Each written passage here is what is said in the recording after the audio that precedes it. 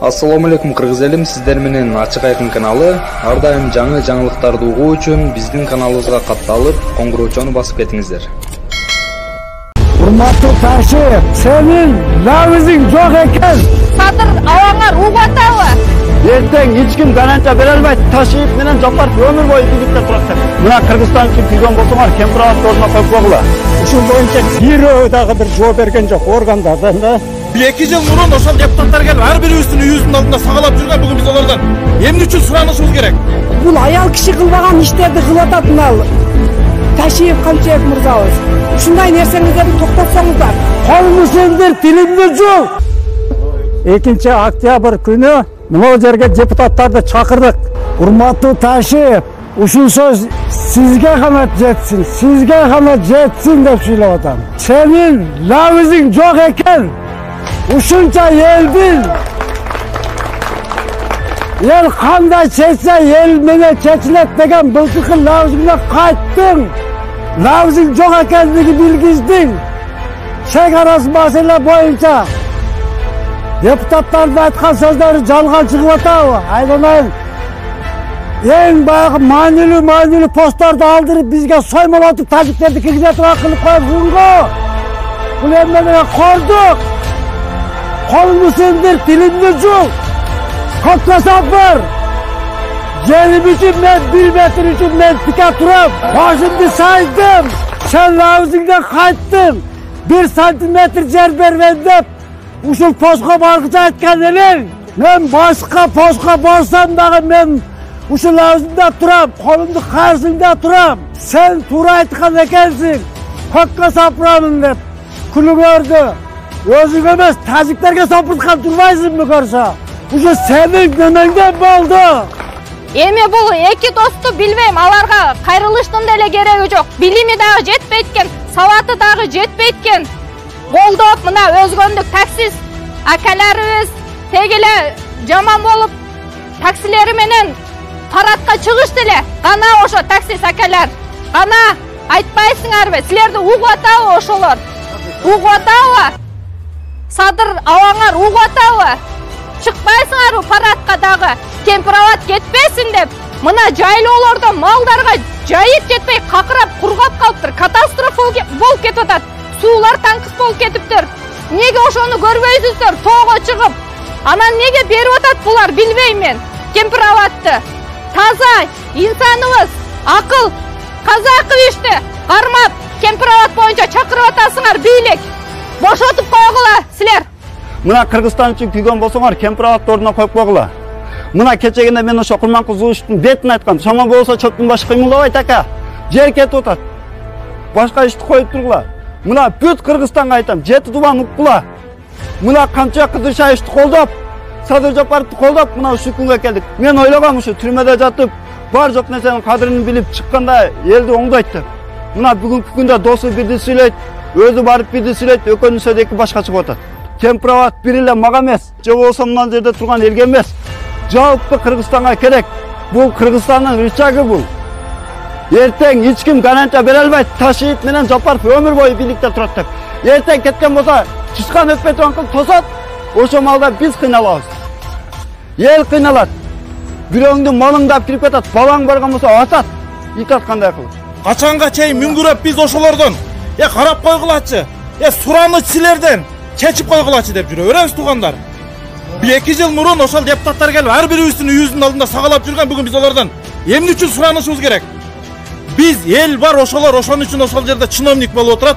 Ошол жерде бизди алдап башчы болуп жүрүшөт ошол жерде. Элдин эсебинен бала чакасын багып жүргөндөрдөн эмне үчүн суранасыздар? Талап коюшубуз керек туугандар. Кечеке Ош ТВдан Кемпироват жөнүндө маалыматты уккандан кийин биз аябай тынчсызданып жатабыз. Ал маалыматта айтылбадыбы? Ушунча гектар жер чек ара маселесин чечүү учурунда тиги кошуна мамлекетке өткөрүлүп берилди деп. Мыйзамды сактап кайрыла турган жерлердин баарына кайрылды. Ушул боюнча бирөө дагы бир жооп берген жок органдардан да. Эми кагылайын калың журт.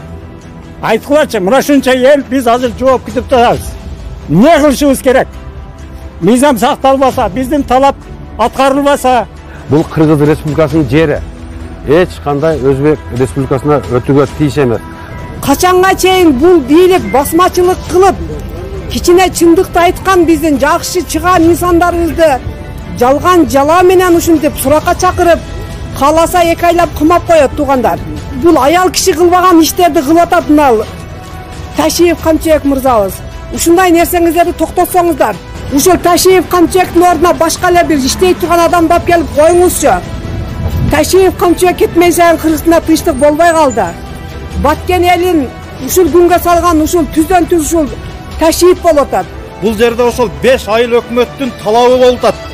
Ошол жерибизди, ошол Кемпироватты бербе деген гана бир талапты коюлуп атат. Анан кийин бурмалап барыңар. Саясаттан бир гүл чыгарып, бар жокто аталасын чыгаргандарды токтоткула. Диван эксперттер силерге дагы бир адамды колдоп чыккан эч ким жок. Мекенде ошол мекенде турган жерибизди коргоп чыккандар келип отурат мына жерге. Эсиңерде болсун барыңардын. Бул жердин 0,5 метр, 1 метрин беришке биздин эч кандай акыбыз жок. Тарых өз чечет. Ошол үчүн бир тууганда билимдүүлүк болду, сабырлык болду. Кыргызстан бирлик кыргыздык эмес. 80 эме болсо 80 жарандар. Ошого да талап кылып атат, жогорку кеңеш мүмкүнчүлүк бар. Кудам сага шанс берип атат, чечкиле акыгат үчүн бул жер калсын. Эми бул азыр элде бизде эки доска ишенич кетип калды. Була эртең менен айта берет дагы, түштөн кийин кайта берет болуп калышты. Жерлер берилбесин, чек ара бузулбасын, ушул бойдон калсын. 2 октябрь күнү мына жерге депутаттарды чакырдык. Жанагы биз жөнөткөн талаптарды боюнча маалымат бериш үчүн, элге толук маалымат бериш үчүн депутаттарды чакырдык.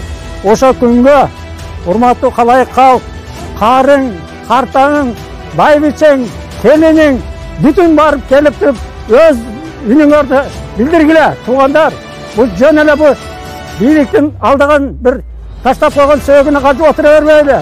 Жерибиз кетип калышы мүмкүн. Туугандар, экисине сөзсүз келгиле. Бул жерде Кемпироват бир эле өзгөндүк эмес, бир эле айыл өкмөттүк эмес. Бул жерде кара суу бар. Жок дегенде кара кулжа бар. Сузак бар. Келиңиздер бул жерге. Бүтүн Кыргызстан келе албаса дагы, биз Кыргызстандын атынан 3 районун адамдары чыгайлы. Үнүбүздү жеткирели туугандар.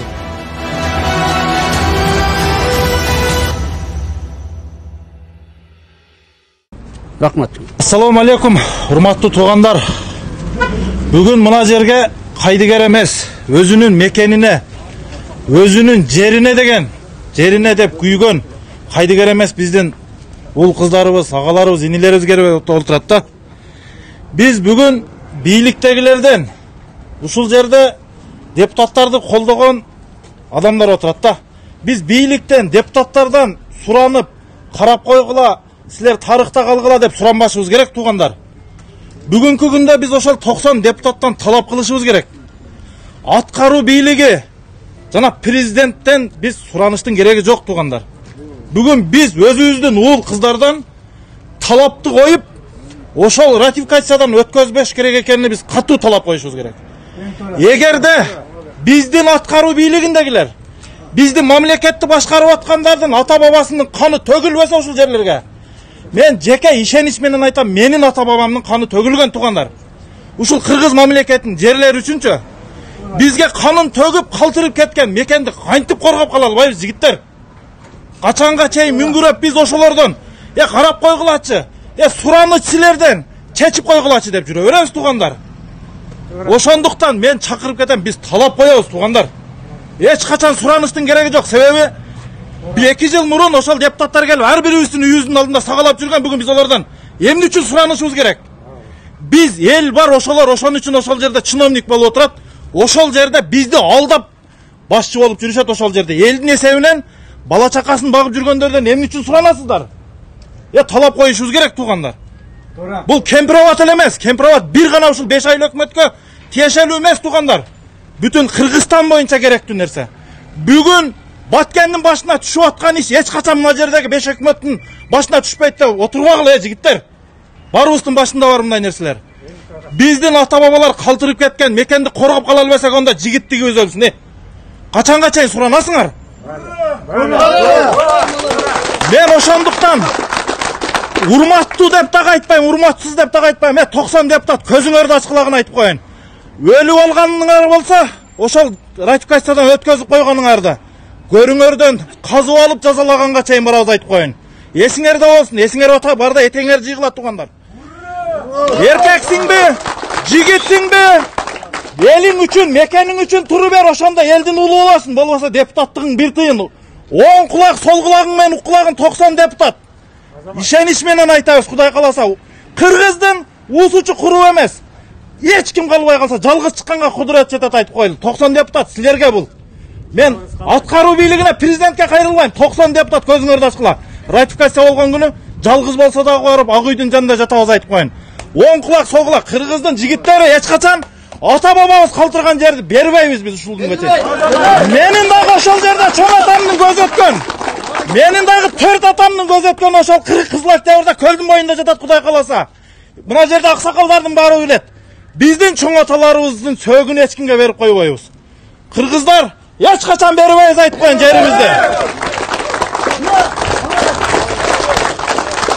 Каналга катталып, мага жакты деген белгини басып, ой пикири калтырууну унутпаңыз.